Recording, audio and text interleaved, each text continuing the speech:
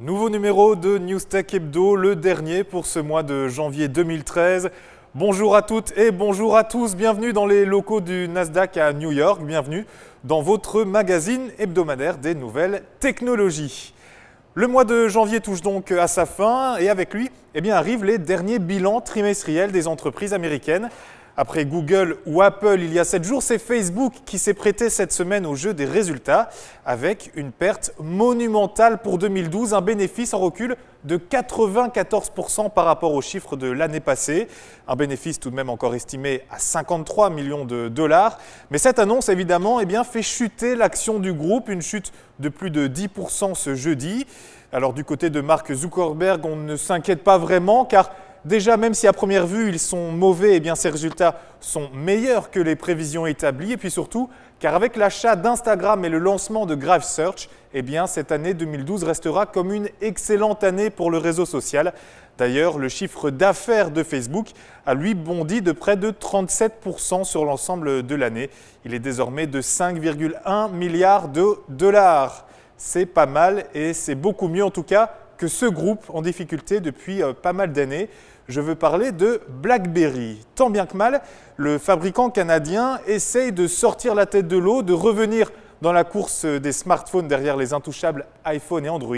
Et ce mardi, il a lancé sa nouvelle gamme d'appareils, des appareils fonctionnant avec un tout nouveau système d'exploitation appelé BlackBerry OS 10.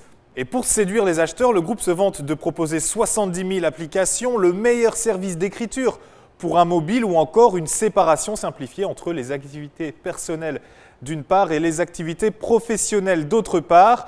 Bref, un lancement en grande pompe pour BlackBerry, un lancement qui pour certains serait synonyme de dernière chance pour le groupe canadien.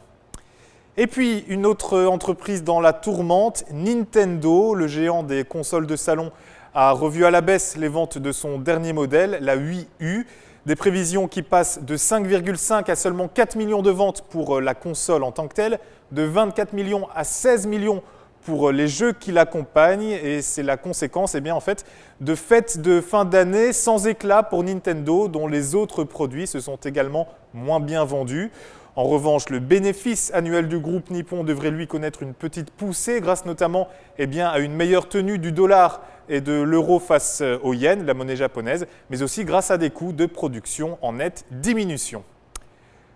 Les vidéos seront-elles bientôt payantes sur YouTube? Une question plus que jamais à l'ordre du jour puisque Google, le propriétaire de YouTube, Google envisage d'y lancer prochainement des chaînes payantes uniquement accessibles sur abonnement. Alors rassurez-vous, il ne faut pas s'y inquiéter, il aura toujours une section gratuite sur le site. Et puis les abonnements ne devraient jamais dépasser les 5 € par mois. Mais grâce à ce système, YouTube pourrait enfin diffuser des événements sportifs en direct ou des émissions de coaching personnalisées. Les bénéfices engendrés par ces abonnements iront à 45% dans les poches de YouTube, à 55% dans celles des producteurs du contenu de la chaîne. Voilà, c'est sur ce projet vidéo que Newstech Hebdo se termine pour aujourd'hui. Je vous donne évidemment rendez-vous au prochain numéro. On sera toujours ici au Nasdaq, toujours avec New York Financial Press. D'ici là, passez une excellente semaine et surtout n'oubliez pas, portez-vous bien. Salut!